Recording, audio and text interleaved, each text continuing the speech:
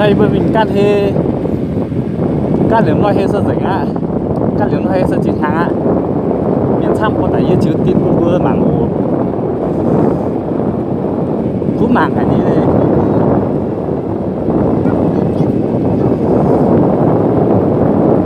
bắt buộc anh học đi.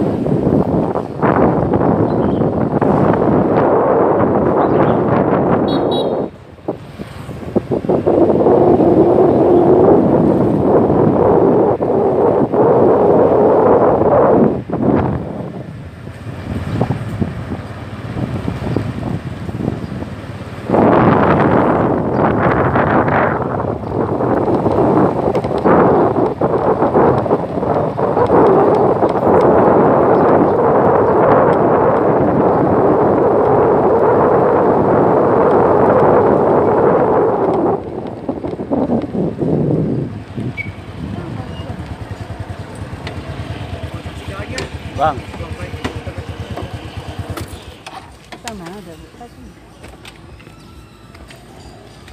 Hôm nay ra đi chợ vui quá. Rồi lấy xe nhé. Không hết cả tay rồi. Đây, cho anh cái. Vâng. Đây. Lạnh quá nhỉ? Dạ. Lạnh quá. Ui rồi. Hôm nay thì thôi rồi.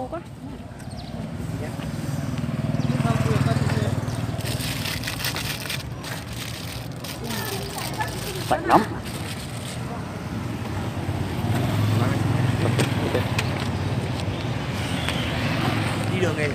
Đi đường Dạ. trời này mù đấy, anh bật cái đèn kia lên. Vâng.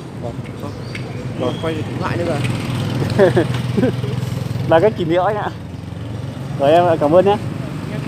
Vâng.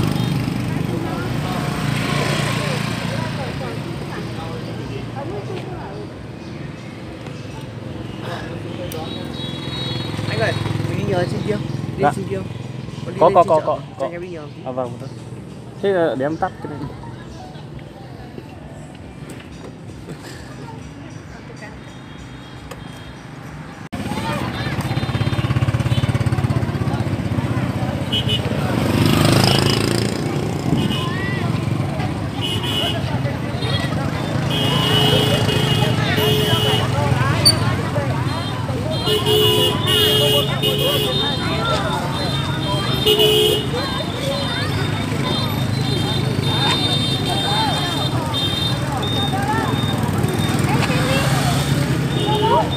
Mày móc con mày thấy năm không? Xin, xin thấy thấy năm. Hay là điện nhạc hả? Này. Không biết có mất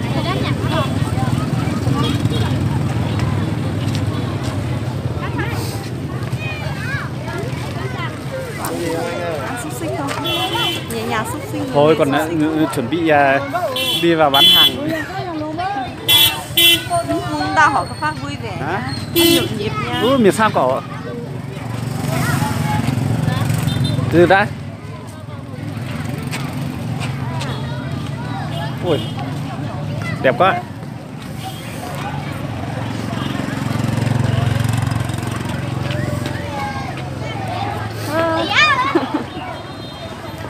Ăn kita tuh nãy nó khác Đây. nhà lan này biết ọ toàn bán tay mấy cái nhở chị nữa Ba bốn cái đi ở trong không biết là 4 cái đấy 4 cái các bạn thứ nhé. Cháu ơi lấy cái túi bóng con. nướng chưa Nướng hết rồi. Đây anh nguội không ạ không sao em cầm đấy. Còn lấy tương ớt không em ơi? có Cho một hộp tương ớt.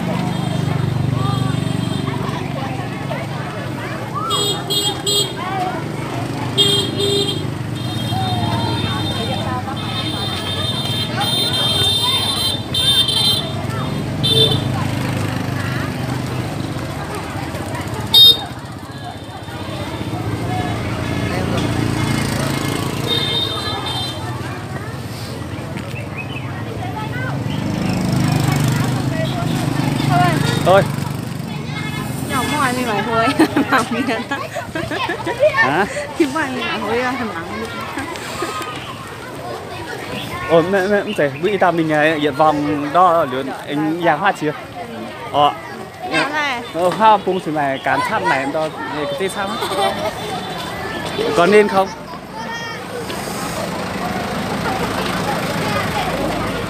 Mình đi nhầm đường rồi. Nên ra phải đi theo đường kia. Đi. không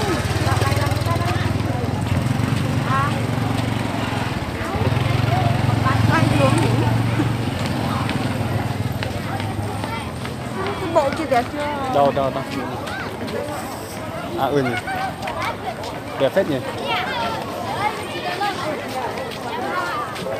Ui ơi. bố tao phải dưới nào bay múa mất ăn ăn giật bán á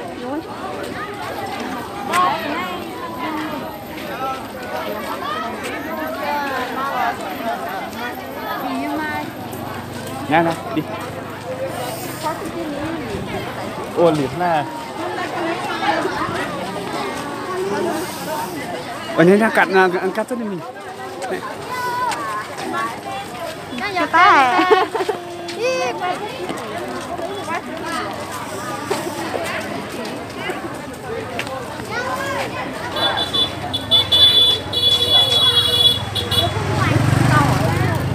đo rất là cái này con nhỏ Nè, dương to ta can pháo ha. còn ta khám Dương thon ta can pháo ha.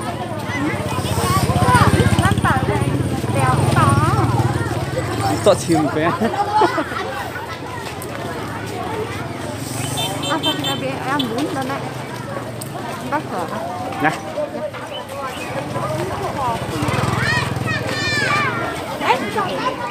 Rồi vé mình mua đấy hả?